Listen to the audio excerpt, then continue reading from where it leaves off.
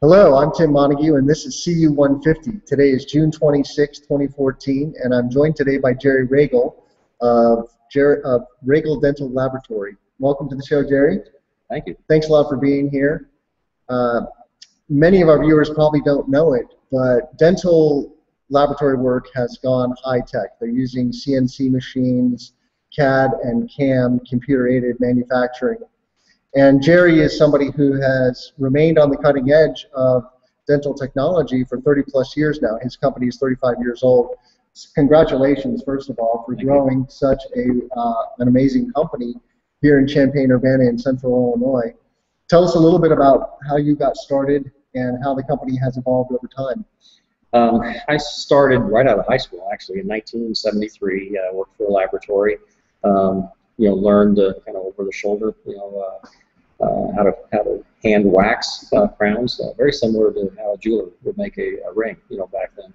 But after 6 years, I decided to kind of venture out on my own. So I started by myself, moved into the back of a advertising firm over on Hill Street in Champaign, a little probably 300 square foot room, and that's where I started in June. It was Memorial Weekend of '79, and then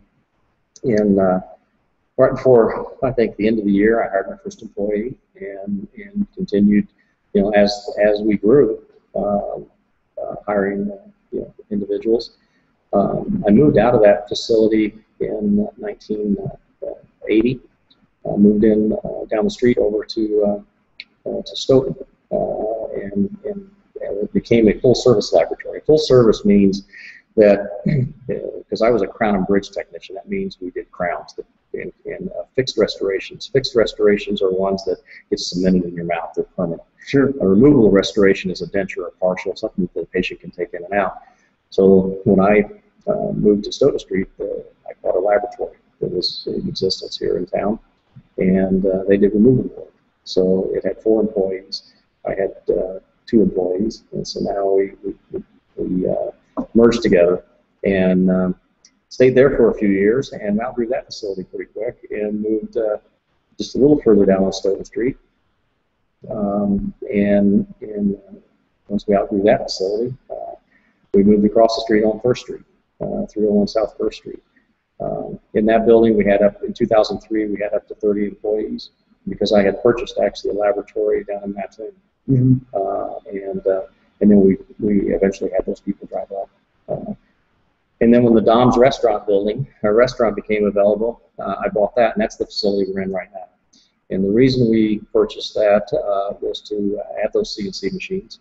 On the other side of this wall are 5 Haas CNC machines. They weigh 7,000 pounds apiece. They're 9 by 9, and they mill out a little model about so big. So today, instead of us as a laboratory pouring impressions in dental stone, the doctors, 70% of our work, the doctors use a scanner. They just they scan the patient. That file comes to us. We mill out the model, and then that file now is all digitized, and so we can take that, and with our 3D printers and other things, we can make the crowns. So I mean, one of the advantages to the consumer about this evolution is that we don't have to anymore do the physical impression, right? Yeah. With the goop in the mouth. So now you just get a little camera in your mouth, which is like a big toothbrush, basically, right? Right. And they're scanning the teeth in 3 dimensions using what, infrared or?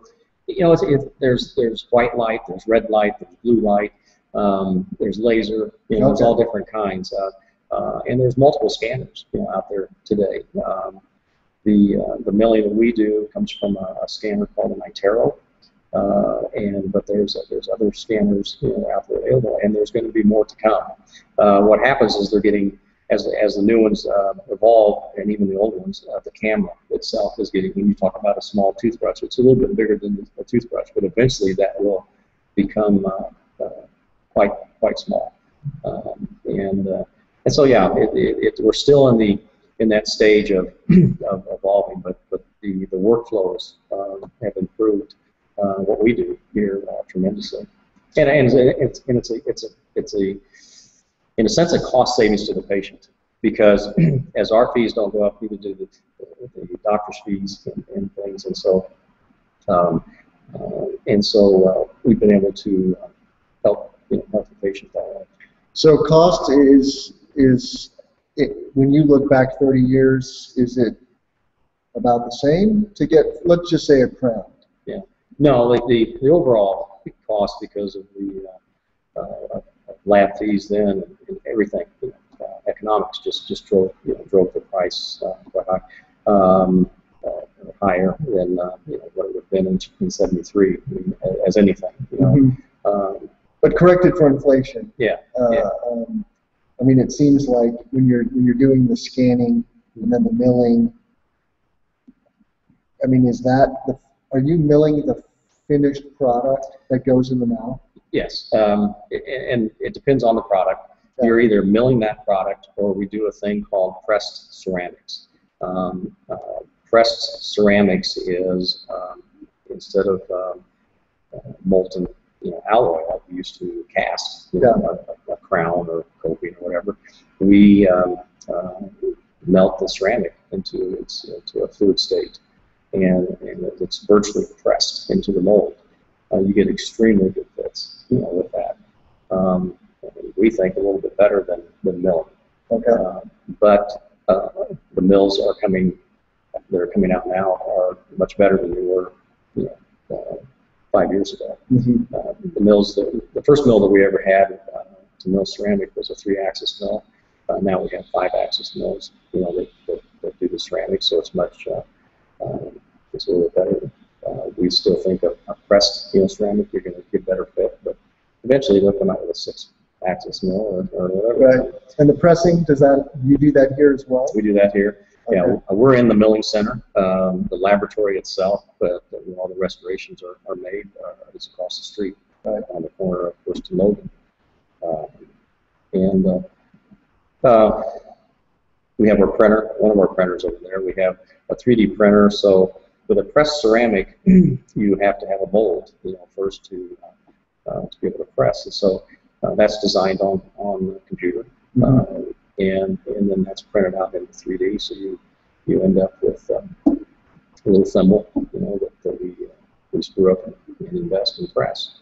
One of our mills is over here. It's called a lava mill. That mill's zirconia, and the zirconia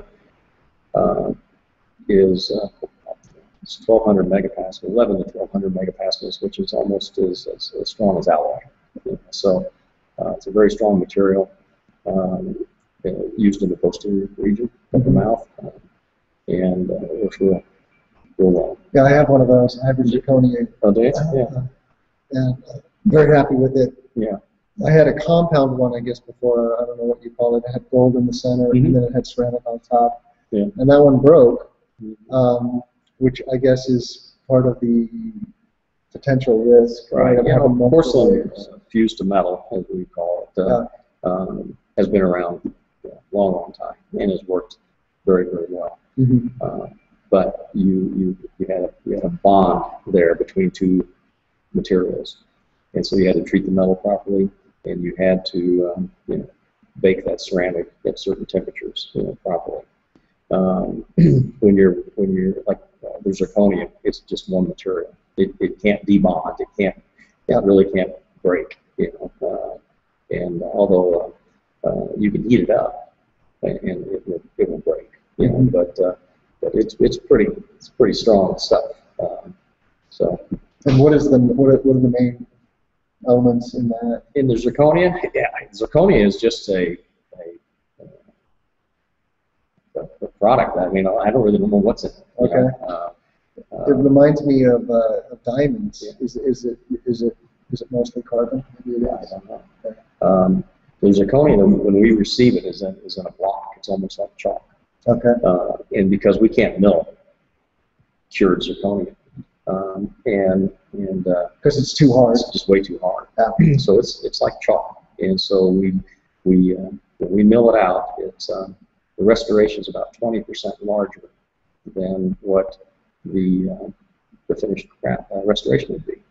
That goes into a centering oven for several hours, and there's a barcode on each one of these blocks that tells what the shrinkage factor is going to be, and this centering just shrinks this material right back down to the exact size that it needs to be. That in itself is amazing to me how that works, but it does. Yeah, that is amazing to me too. I didn't realize that the milled product then has to be baked and shrunk down to before it's fitted into your mouth. So, what is it about? Obviously, this is a fairly fast-moving industry now. You're doing custom manufacturing, and you're using computer-aided design and computer-aided manufacturing. How do you stay on the edge of where the industry is going? Do you go to technology trade shows, or how do you find out about what's we've always tried to be on the forefront, of technology, whatever that may be. We are involved in several associations, lab associations. We're involved in a small group of laboratories. It's called the Dental Research Alliance Group, which is 12 laboratories across the United States that get together 3 times a year, and we're scattered across the United States, and some are very large laboratories, and then like us, we're actually considered a small laboratory. Sure. And so we learn from each other. I always say you learn more outside the training room than you do sometimes in the seminar room. But and so over that 41 years that I've been in this business, I have a lot of lab friends. So we exchange ideas, we talk back and forth. But our biggest trade show is called Midwinter. It's up in Chicago. It's every February. It's not only laboratory, but it's also clinical. And that's a lot of times when all the new products are brought out. So you pay attention to that. But we have several good trade magazines that we receive monthly, and there's always something. There's always something new. And sometimes I hate to pick those up and look at them because I always want something new. I always want to know about what's out there, what's going on. So it's just an interest I've always had, and you can't go out there, and especially today. When I started in this business, I think I started up with $5,000. Porcelain oven was about $1,000, and you bought some ceramic and some bottles, and that was about it.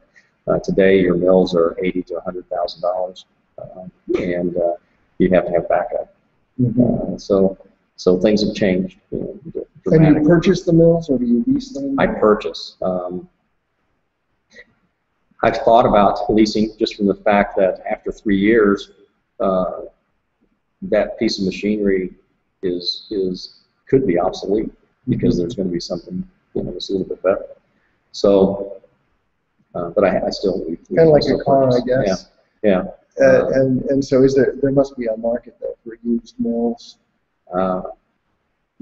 Not that I know of just yet. There might be. I have 4 garages full of equipment that I don't use anymore, and stuff. And so, but we thought, like the Haas mills. I mean, they were brand new in 2009, but although they've upgraded them, they still mill really good. Our lava mill, I think even though you got to look at your return on investment on these machines, around 3 years, you're going to get at least a 5-year, I think, life out of that. And it's not because you wore the machine out; it's just because there's going to be something newer and better that you need to replace it with. So. Sure. So it used to be a 5-year return on investment, and now the numbers are back to 3. Okay. So let's talk a little bit about the succession that you have going on. You've gotten both of your children involved in the business, and how did you do that? And how else are you planning for succession? Both my son and daughter. My daughter went to college with in accounting. So she's more along the administrative side of the business. But she didn't.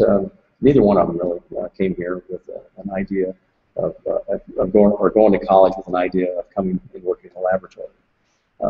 Nick goes more on the business side and the technical side. So it's been a pretty good match, between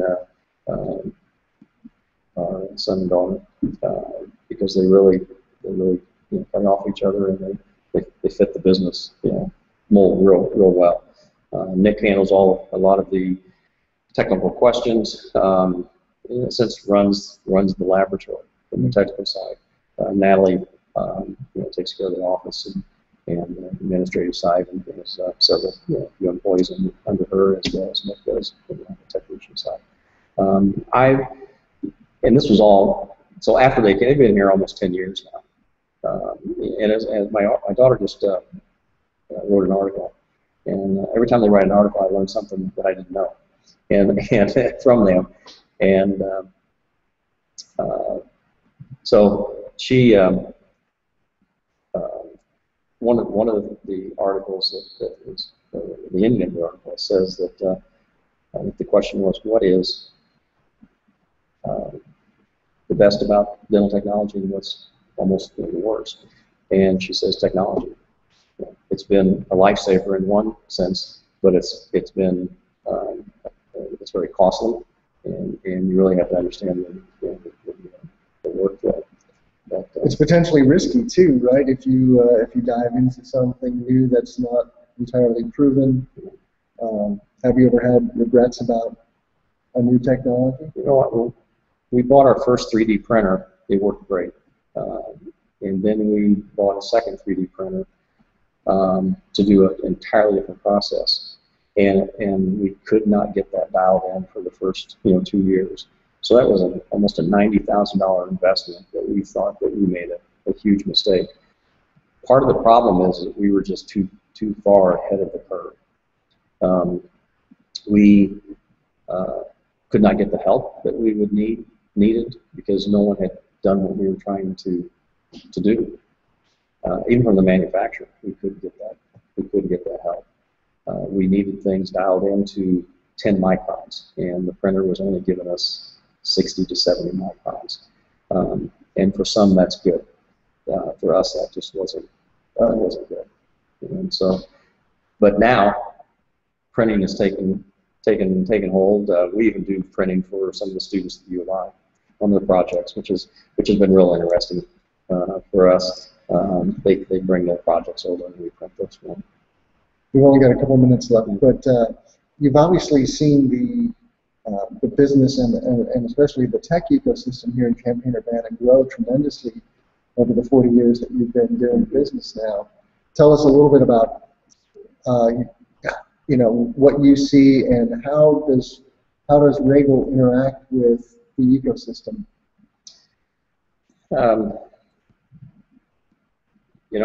Right now our focus is just in dentistry.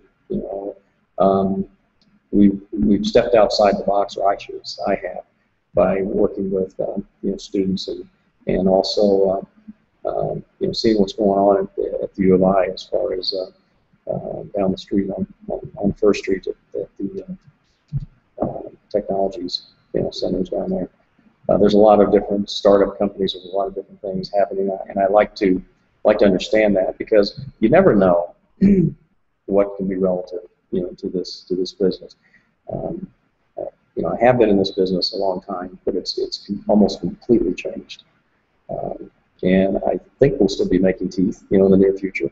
But that doesn't necessarily mean that we couldn't, do some other things. So I'm always open. I'm always looking, but we have to stay true to our core business. And certainly the biomedical applications of scanning and milling are becoming many more, and I can see how you could expand into other. We work closely with some of the surgeons here in town, the oral surgeons here in town, getting into cone beam scans and in looking at that and creating appliances, from that will help them do surgeries and place implants. In fact, we're set up for a course this evening where if a patient has a loose denture that doesn't fit real well, you can go into a surgeon. They can place 4 implants in your lower jaw. We would, as a laboratory, convert your existing denture to snap right on that, and you walk out with an implant supported. It's not even a denture anymore because it's not tissue borne. It's supported by those implants. You let that heal, and the patient is wearing good solid teeth. And then in 6 to 8 weeks, we'll make the final appliance for them. And that's an exciting procedure that we're bringing to Champaign, Urbana. So dentures are getting better. That you don't necessarily have to glue them in anymore, I gather. It's all about how much bone structure they have. I mean, if they've worn down their bone, you might as well, and it's sitting on something flat, nothing's going to stick to it. So you have to go in and place some implants, to retain that denture. And so yeah, it's just we are milling dentures now. Just like the crowns, it's milled out of a solid block of pink acrylic, but the dentist still takes the impression. There's not a scanner out there just yet that will scan the edentulous mouth. It has to have reference points. But I would say in the next year or two, there's going to be a scanner that will do that, and it will go completely digital. But the fit is phenomenal, with the digital denture. But then you add some implants to that, and I won't say you're back to your normal existing teeth, but you're awful close. Yeah. Well, I'm glad that I'm living when I am, because I could see that I will definitely benefit from that by the time I start to have serious problems with my teeth. Everyone said, I've heard it so many times from patients, I'm just going to have my teeth taken out and have a denture. Don't do that. Save your teeth as much as you possibly can. Take care of them.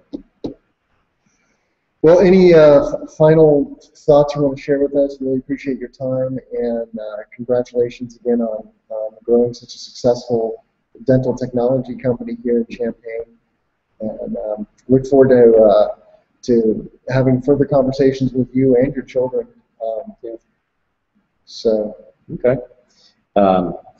No, I was born and raised here in Champaign, Urbana, and we plan to be here. Next couple of years, I may be looking at retiring, but I don't really want to. There's too many things that need to get done. So I don't know that I'll ever retire, so to speak. So the business is fun. It's enjoyable. It can be nerve-wracking, but that's just part of it. So. Well, thanks, Jerry. You're watching CU150. I'm Tim Montague with the Small Business Development Center at the Champaign County EDC. Thanks again for watching.